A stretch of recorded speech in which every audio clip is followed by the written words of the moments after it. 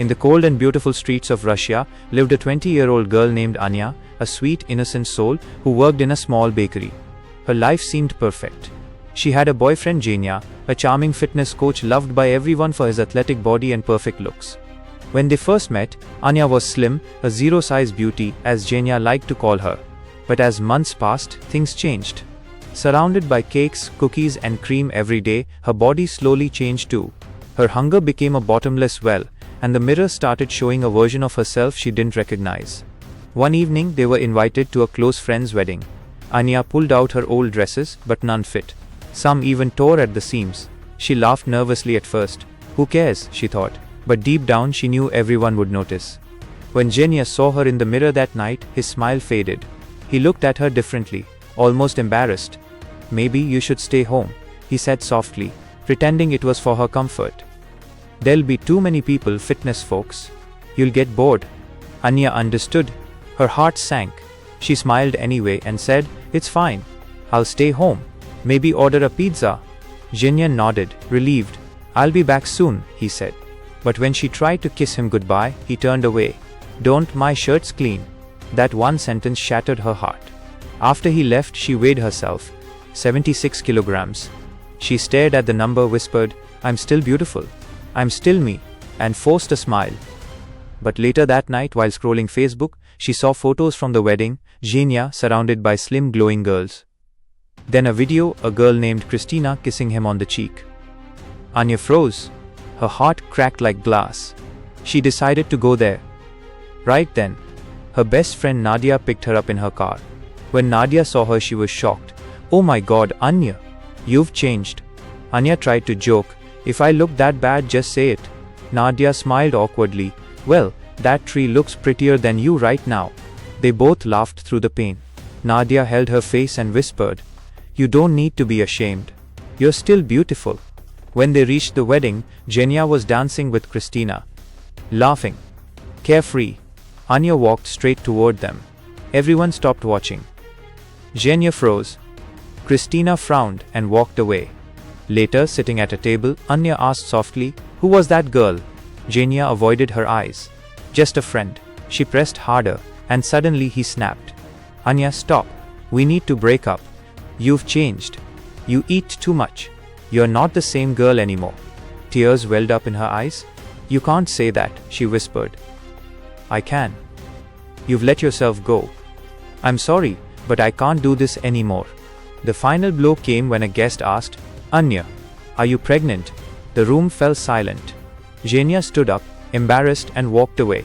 That night, Anya broke completely. She went back to her mother's house, a small home on the countryside. Her mom, Olga, lived with a man named Shimon, a harvester operator. Anya broke down crying, "He left me because I got fat." Her mom tried to comfort her. "You're not fat, honey. You just have big bones."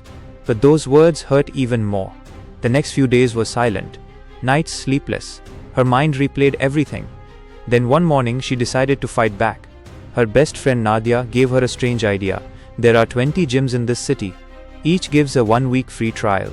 You can lose weight for free, just keep changing gyms." Anya laughed for the first time in weeks. "You're crazy," she said. "Maybe," Nadia smiled. "But you have nothing to lose." So Anya tried. She failed, stumbled, fell off the treadmill and laughed at herself. She worked out for an hour and then rewarded herself with a burger. Nadia saw her in the cafe and yelled, "If you can't control your food, no gym will save you." Anya sighed. "But I burned calories today." "Not enough," Nadia replied. "You need to change your mind first." That night, Anya wrapped herself in plastic film, hoping to sweat the fat out. But by midnight, she was eating chips again. Finally, she joined a self-help group for people addicted to food. There she met Kolya, a kind yet brutally honest guy. When Anya pretended to be a journalist, Kolya saw through her lie. "You're just scared to admit the truth," he said. "You can't change what you don't accept." But instead of fighting, he offered friendship. "Let's be fitness sponsors for each other. We'll run together, eat right, and keep each other strong." Day by day, they changed, not just their bodies but their hearts. Kolya showed her how to love herself again. He laughed at her jokes, motivated her, and never judged her. But deep inside, Anya still thought of Zhenya. After 6 weeks, she had lost 10 kilograms. She decided to face Xenia again, not for him, but for herself. At the pool where he coached, she walked in wearing a new swimsuit. Xenia was stunned. "Anya?" She smiled calmly. "Oh hey. Didn't recognize you." They laughed, talked until Christina showed up. His new girlfriend. The illusion broke. Anya realized the truth. She had changed everything for a man who didn't deserve her. That night, she drank, cried, and lost control. But when she woke up, she was in Kolya's bed. He quickly said, "Don't worry. I didn't touch you. I just brought you home safe." He looked into her eyes and said, "You keep trying to fill your emptiness with food, with people, but it's your father you're missing. You should meet him." And so she did. She found her father, Sergei, in a wooden house deep in the countryside. Their meeting was awkward. He said, "I came once, years ago, with a gift, but you didn't come out." She smiled through tears. "I was a kid, Dad. I didn't know." They tried to reconnect, but his cold heart hadn't changed. Later that night, a fire broke out in his house. Kolya saved her life, but Sergei screamed, "You burned my home." He cared more for his house than his daughter. Kolya shouted back, "She could have died. Don't you see she just wanted your love?" But Sergei didn't listen. On the way home, Anya kissed Kolya softly on the nose, a small thank you that meant everything. But destiny wasn't done testing her. Xenia came back again, apologizing, saying he missed her. Anya, still fragile, believed him. She spent the night with him. When Kolya arrived with flowers, he saw them together. His face went pale. Without a word, he left. The next morning, Xenia said, "You look even more beautiful now." But Anya could see through him. She realized she didn't want a love that depended on her looks. Another fight broke out, and this time she walked away. Days later, she found Kolya near the marathon ground, sitting alone. She threw his soda away and said, "I'm still your fitness sponsor. You haven't lost your belly yet." He looked at her, confused. "Why are you here?" She smiled. "Because you taught me to love myself. You showed me what real strength means."